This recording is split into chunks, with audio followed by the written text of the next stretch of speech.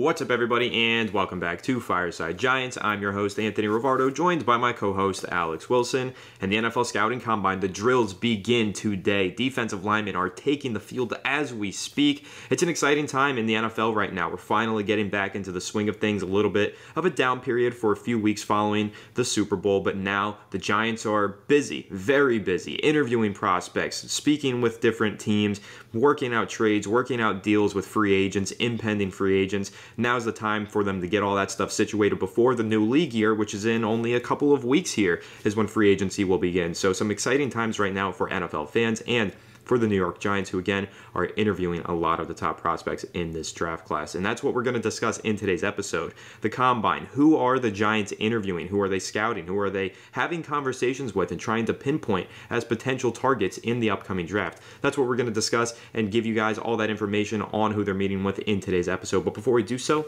make sure to leave a like if you do enjoy this episode. Subscribe to the channel if you're new. Ring the bell so you don't miss an episode, and comment your thoughts on the topics down below in the comment section. If you're listening on Apple or Spotify, please make sure to leave us a 5-star review and go ahead and follow us on all of our social media channels at Fireside Giants. Without further ado, Alex, how are you doing today, my friend? Before we dive into those specific individual players that the Giants are meeting with, what is your overall vibe and reaction and feelings towards the NFL Scouting Combine and what the Giants have been doing and who they've been meeting with so far?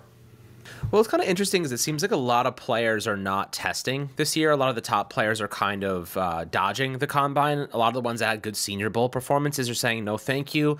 And that's ultimately, if you were a fringe first-round guy, if you were a second-round projection and you did really well at the Senior Bowl, I think a lot of those guys are not participating in the combine and, you know, letting the scouts kind of see those performances elsewhere. And then obviously a lot of them are getting nice little boosts. Some of those cornerbacks who stood out and even receivers could be getting boosts from their Senior Bowl performances. So I think it's in their best interest to not test at the combine, maybe do the measurements, but that's all. Some of those guys are doing that. I know a lot of the quarterback prospects are not throwing.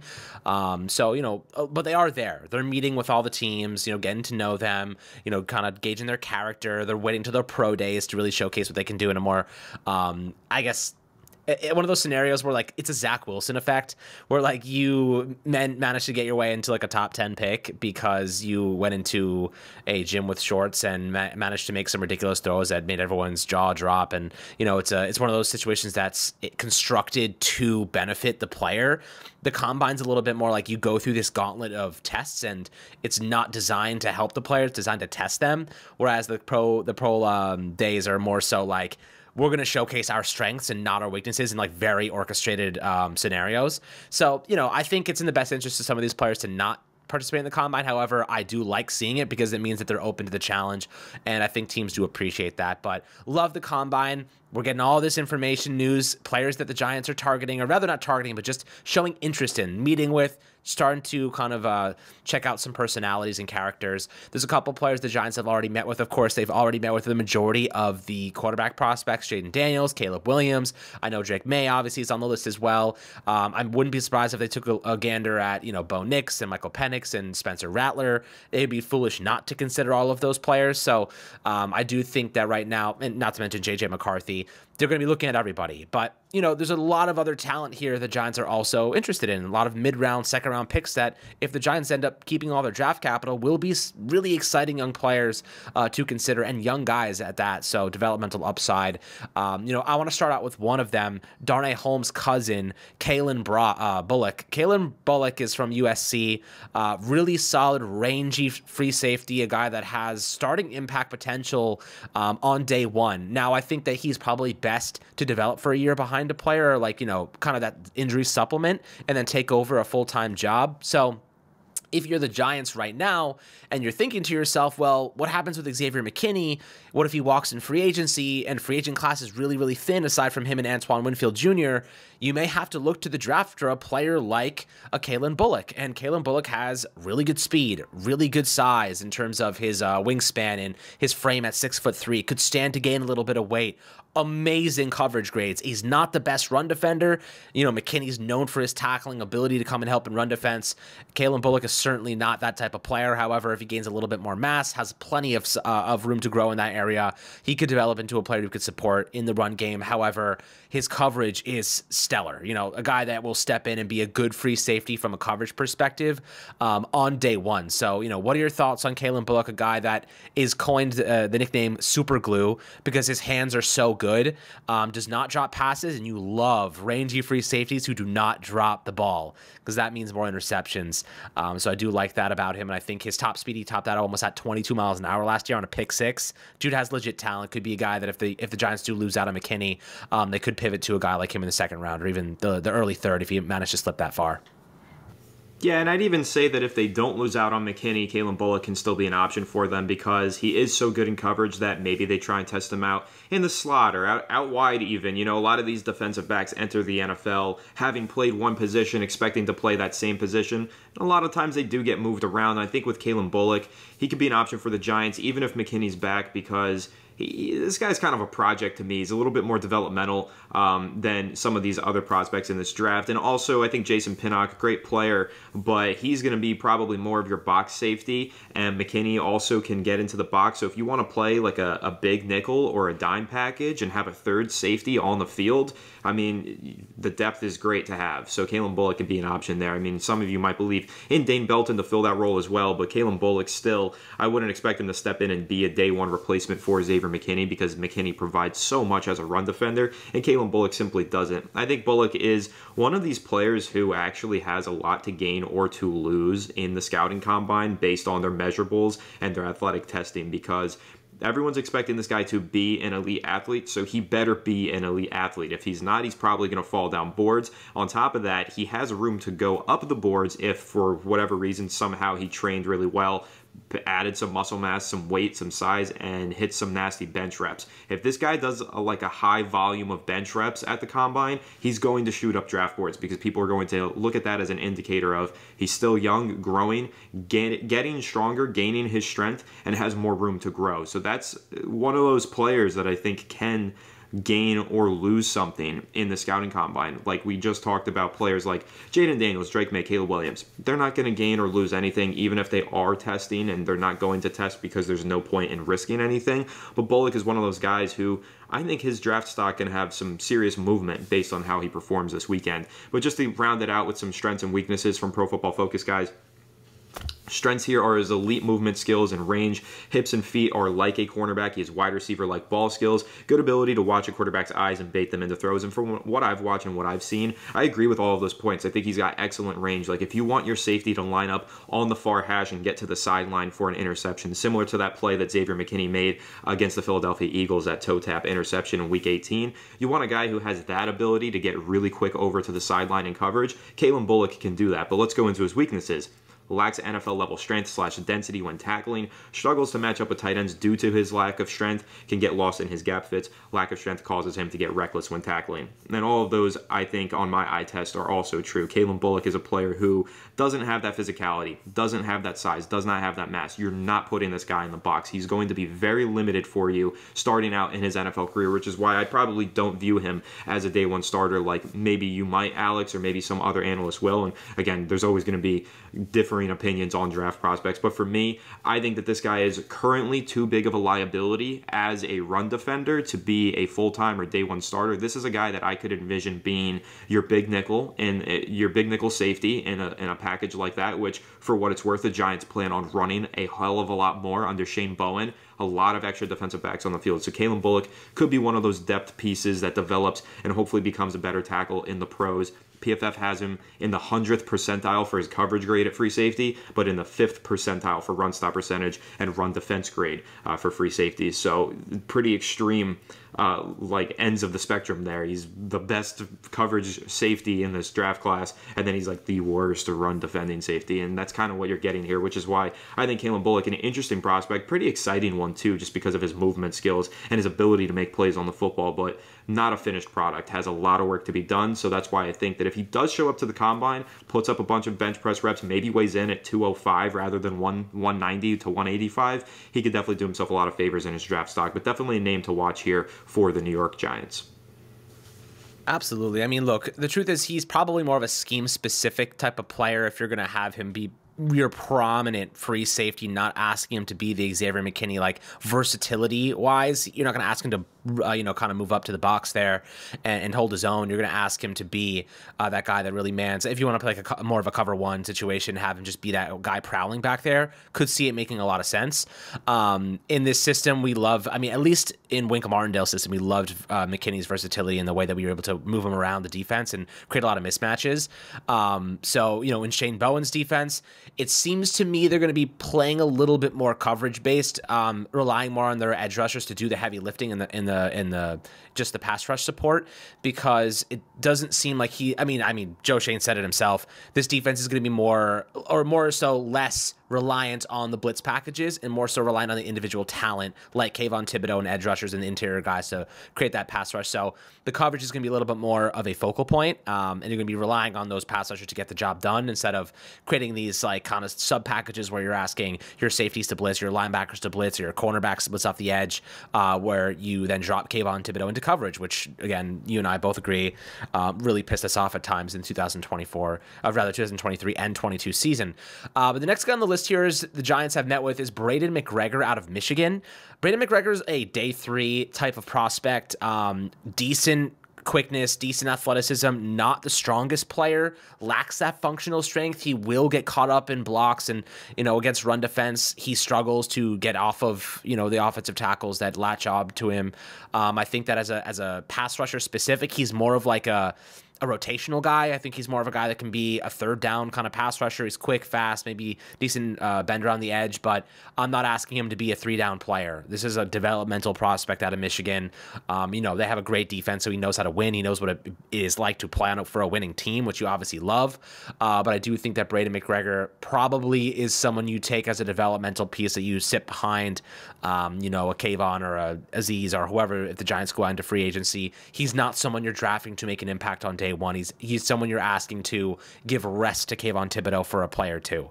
At least while he develops, see if you can get some upside out of him. What are your thoughts on Braden McGregor, who definitely lacked volume in the sack department, had 28 pressures last year, 5 sacks, and 415 snaps? Yeah, I won't spend too much time on Braden McGregor because, again, this is one of your camp body depth pieces that you take on day 3. You take a flyer on. You probably know he's going to contribute quite well on special teams, and that's your main selling point for drafting Braden McGregor. But one of the things that you do like, and my main takeaway from this, is his size. I think that there's been a trend here for the Giants this weekend, or really this week, looking at edge rushers with a lot of size. Like these big guys who, yes, are edge rushers, but also have the size to play on the interior. And Braden McGregor does fit that role. He's 6'6", 265 pounds. So in terms of edge rushers, usually you're talking 240 to 50. In terms of playing down on the defensive line, you're talking 260 to 280. And Braden McGregor in there at 265, 6'6".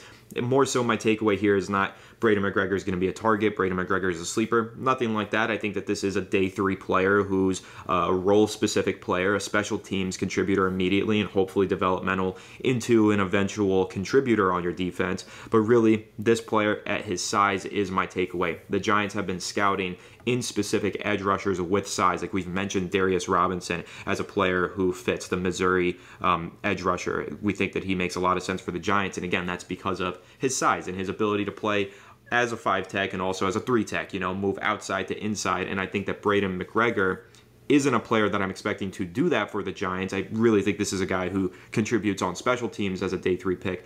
But I think the takeaway is the Giants are profiling draft prospects on the edge with excess size so that they can move inside. So that should give you more of a hint into what the Giants are planning for their defensive scheme than it should for what they're planning in terms of who they're targeting in the draft. Yeah, absolutely. So the next guy on the list is actually another Michigan player. Giants seem to be meeting with a lot of Michigan talent. Obviously, a really, really good defense last year, similar to how the Eagles just funnel Georgia players into their defensive scheme. Maybe the Giants are trying to do something with Michigan this year. Another guy, I actually really like this player, Junior Colson. Really solid athlete, 21 years old, 6'3", 247. Lots of production last year. He's known as a coverage linebacker. So you got Bobby Okereke, who had should have been a Pro Bowler last year. He was tremendous for us, played every single defensive snap. We love him to death. Junior Colson, pairing him with Bobby Okereke would be something really special. Obviously, they really like Micah McFadden. They think he can be an impact player for us long term. Needed a little bit more time to develop. Good instincts. Missed some tackles, but mainly it's because he shot into the backfield so fast. He was just a split second too late.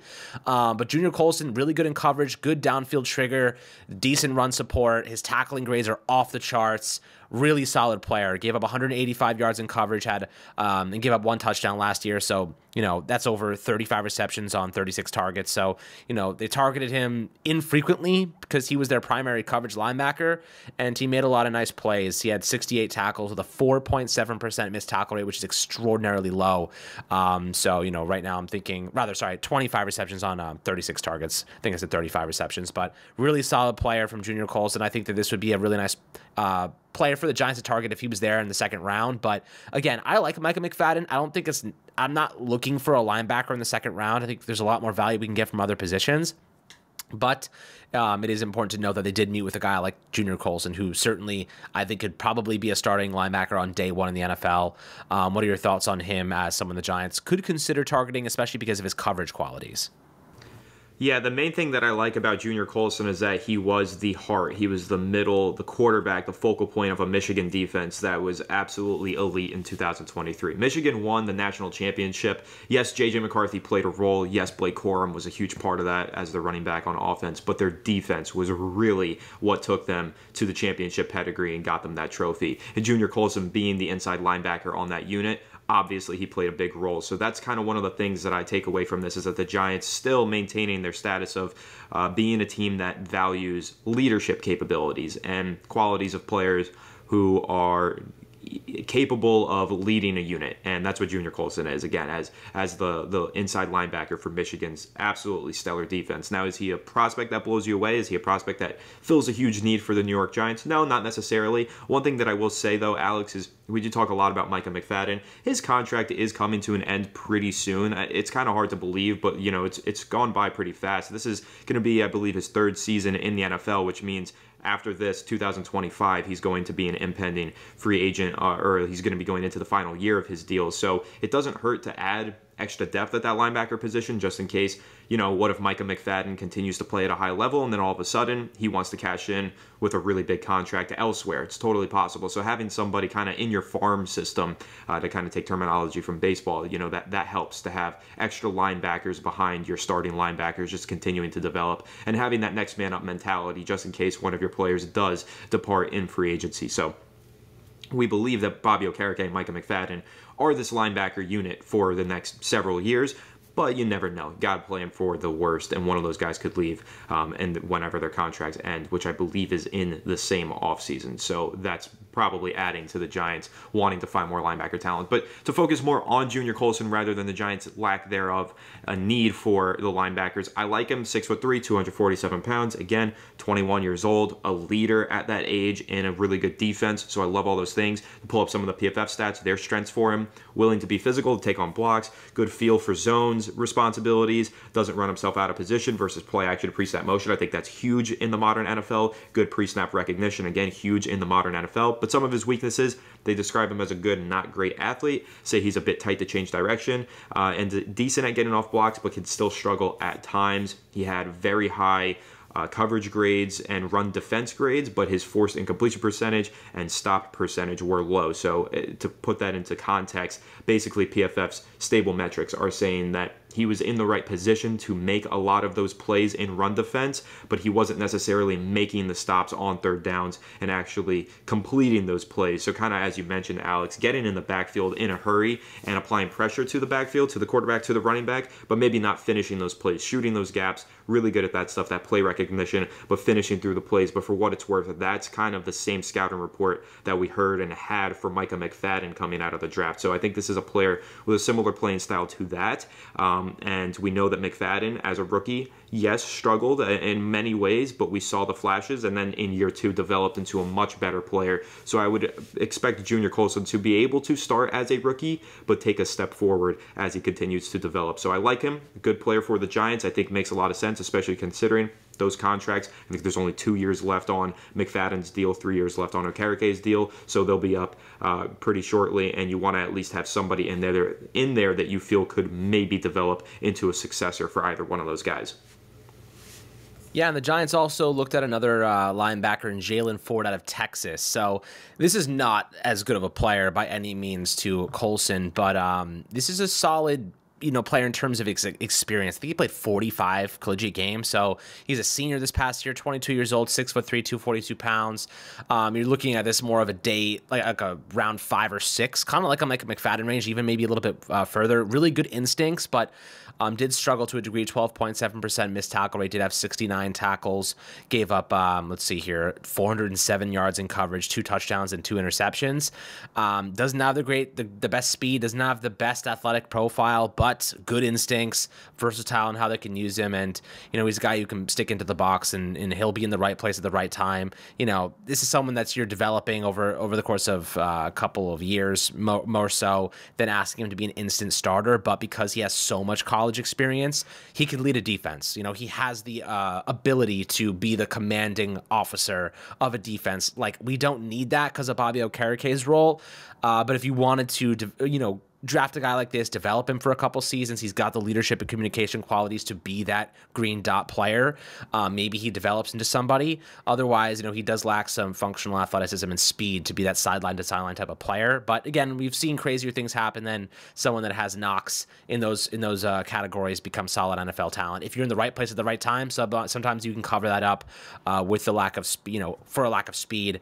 Look at Bobby Wagner, a guy that just is in the right place at the right time. It isn't the fastest guy on earth. He just is always there when you need him. So, kind of have that superhero mentality when, always just shows up the right time, the right place. And I think that Jaylan Ford has had that type of quality, but does lack some consistency.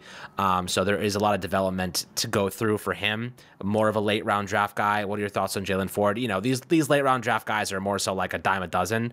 You can pick any of them and they could become something. So, I'll let you get your take on him, but we'll move on to Byron Murphy, who's a little bit more of an intriguing prospect in a second.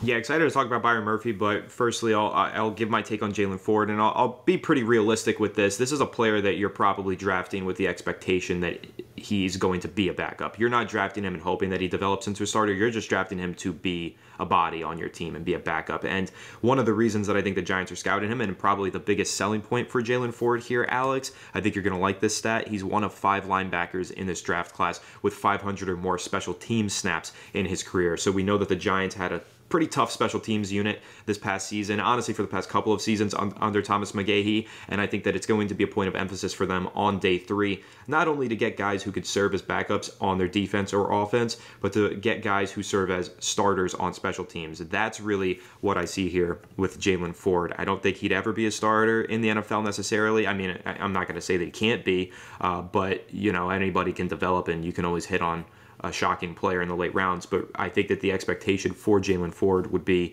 you're drafting him so that he can become a starter on your special teams, and never lose sight of the fact that that's very valuable. To draft a player that you think can be a competent or quality backup in the NFL and they turn into a starter for your special teams, that's a win for most NFL GMs. They're going to take that every single day. So Jaylan Ford, 6'3", 240-pound inside linebacker from Texas. Again, there's some flaws in his game. He's not the most athletic player. He's not going to step in and be a day one starter on your defense for sure. However, he could potentially be a contributor early on special teams. And again, the Giants do need to improve in that regard.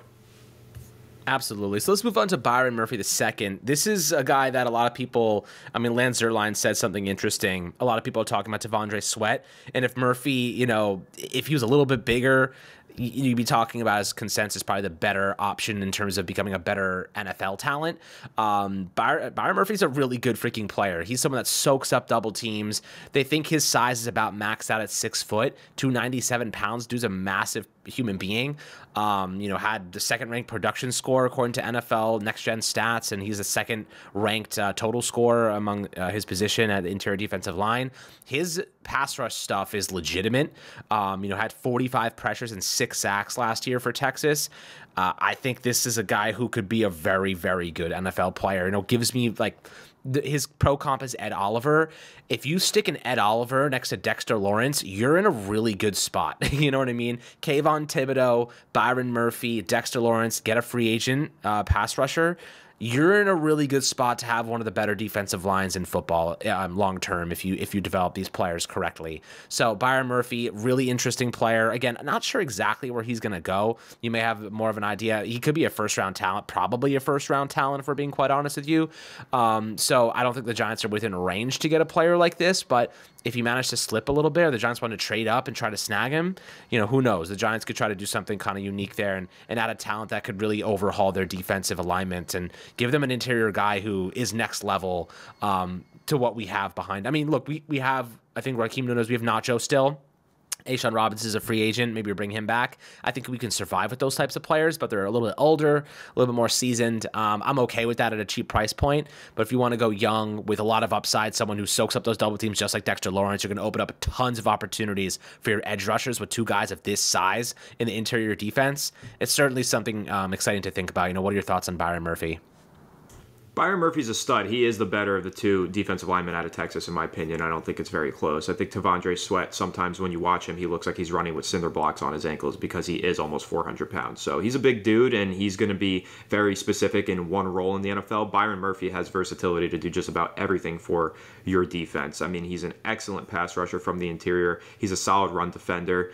Is he a three-down player? I'm not sure because he is a little bit undersized, and that's kind of the other half of this discussion. You ask me, where's he going to go? Is he a first-round pick? He probably was until he just weighed in today at the Combine and was listed at 6 foot at 297 pounds. Kind of hard to succeed at the NFL level as an interior defensive lineman when you're 6 foot, 297 pounds. So there was some discussion. I mean, he was number 11 on PFF's big board going into this week. I can almost guarantee you they're going to drop him down a bit. I'm pretty familiar with Trevor Sikkema and how he grades these players. And they had Jerzon Newton, Illinois defensive tackle, at 20 on that big board.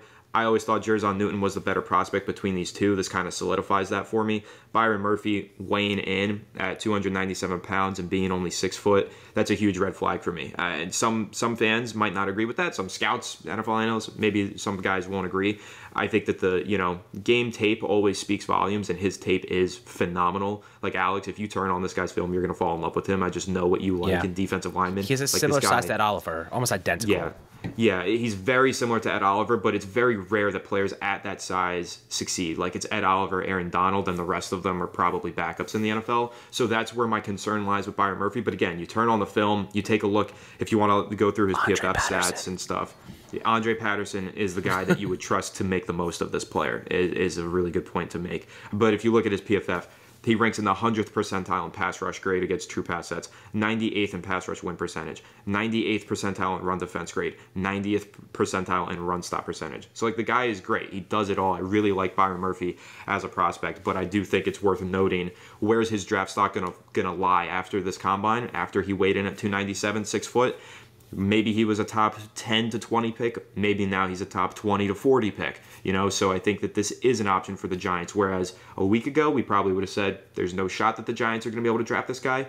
Maybe with the 39th overall pick, if he does slide that far, I mean, you're getting a guy that many viewed early in the draft process as a potential top 15 player. So this could be similar to an Azeez Ojulari situation where he goes to the Combine, something pops up, and some NFL teams decide to get a little sour on him. He falls into the second round, right into your lap. You have no choice but to take him. It could be a similar situation to that with Azeez Ojulari, but instead with Byron Murphy, who I think is an absolutely phenomenal interior defensive lineman with a lot of versatility, a lot of pass rushing upside. You could definitely dream of him playing in this Shane Bowen defense where he's going to be playing, yes, a lot of interior defense, but because he is a bit undersized, kicking out to that tackle spot, playing a little bit of edge rusher for you is more of that like Leonard Williams kind of 5-tech beefy edge rusher role, setting the edge and getting after the quarterback. I could see Byron Murphy doing those things and having that versatility. So a really good prospect. Not sure if the Giants would be able to land him. He's probably still going to go in the first round, but if he does fall into their laps in day 2, it's a player they definitely have to consider taking.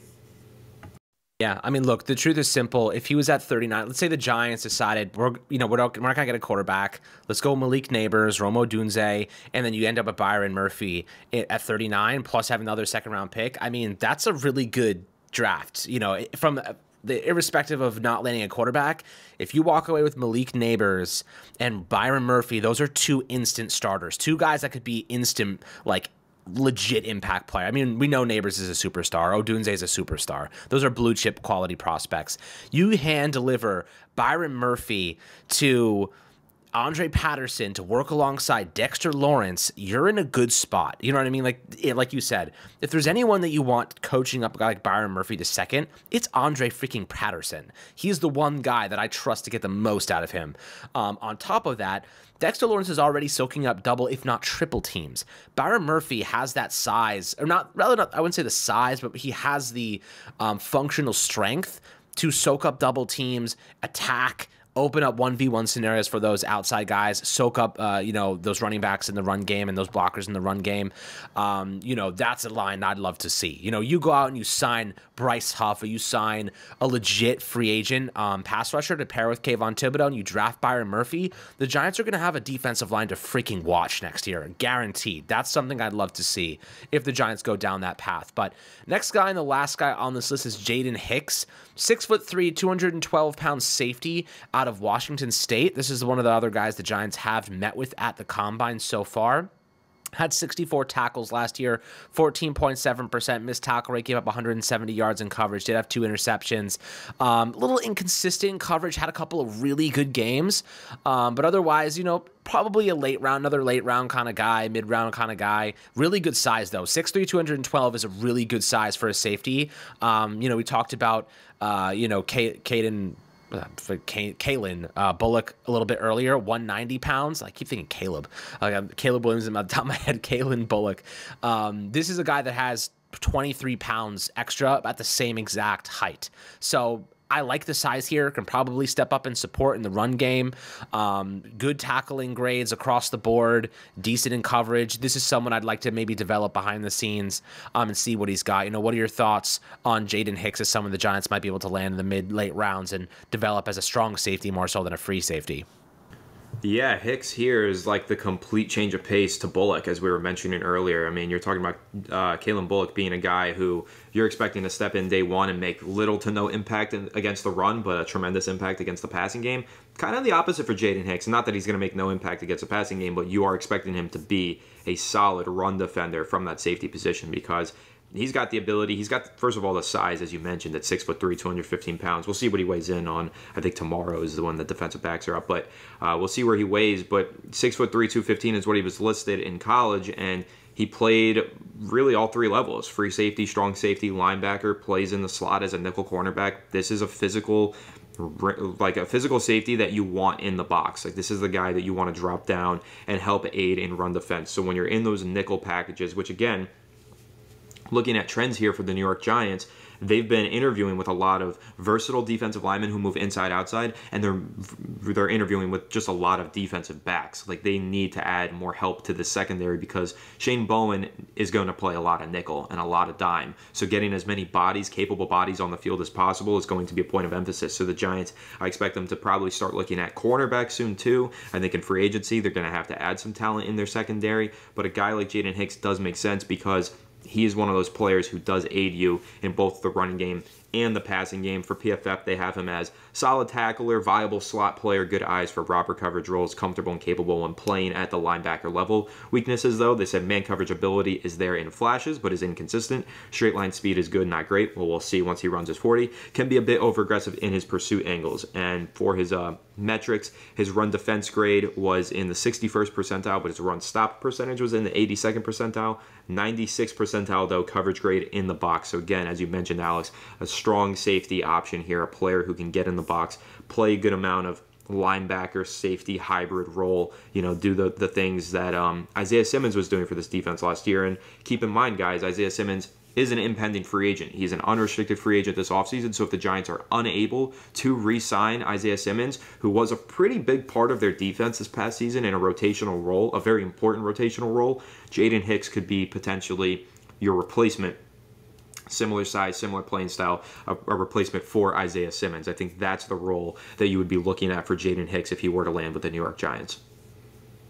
Yeah, I mean, some people think he can go as high as a day 2 pick. So, late round, probably not. You're maybe looking more at a day 2, like second round, third round type of draft grade there. So definitely an intriguing player. Someone maybe compete with Jason Pinnock long term for the starting job. If, the Giants decide we want to pay Jason Pinnock long term, you could bring in a guy like this who could take the job from him in a couple of years. So, this is definitely an exciting kind of period for the Giants, and looking at and meeting with a lot of really good young talent, some really exciting players, lots more to come. Obviously, wanted to take a step away from the quarterback discussion. I think beating it like a dead horse 1,000 times, and we're really intrigued by it, but we're gonna have to wait and see. And at this point, at least we finally have some news to discuss all these other positions the Giants need, all these other players that could land in our laps, and I think there's some really good players and talent the Giants are meeting with. So excited to keep providing you guys with that information. And with that being said, Anthony, I'll let you send this off. Excited to send this off. Happy to do it. I mean, listen, I'm just really excited that the Combine is finally here. I'm going to be keeping my eyes glued to the TV, to social media, seeing what these defensive linemen run today, what they bench today, all that fun stuff. It's going to be really exciting because now we're finally seeing some of these players, maybe Alex, that I've been really high on and been interested in. I could be like, yo, look at this. Like, go check him out. And of course, pump that to the channel as well and have all of you check out some of our favorite players. Of course, once Malachi Corley runs that 40-yard dash, Alex is going to be sure to update all of you on his draft stock and how quickly his favorite player in this draft is rising. And I will be sure to do the same when Xavier Legette shows up here and looks like an absolute unit on the bench. So it's going to be a lot of fun this weekend, kind of continuing to discuss these draft prospects and any more rumors that are coming out of this process. Because again, while we're talking about players that they're interviewing with, keep in mind, guys, tomorrow is Friday. Joe Shane said he's having his first meeting with Xavier McKinney's agents on Friday. So there is actually a possibility here, Alex, that maybe during this weekend, Xavier McKinney signs an extension. It's possible, but it's also likely that it happens closer to March 11th, I believe, is when the legal tampering period begins. But it's that close, guys. Like, we are really close. March 5th is the deadline for franchise tags, transition tags, all that stuff. So they got to get their negotiations ramped up into high gear over this weekend at the Combine. So we'll, of course, continue to update you on all of those things and everything else surrounding the New York Giants and the NFL Draft right here on Fireside Giants. So make sure to leave a like if you did enjoy this episode. Subscribe to the channel if you're new. Ring the bell so you don't miss an episode. Comment your thoughts on the topics down below in the comment section. If you listen to Apple or Spotify, please make sure to leave us a 5-star review. And go ahead and follow us on all of our social media channels at Fireside Giants. Without further ado, we will catch you on the next one. Have a good one, and let's go Giants.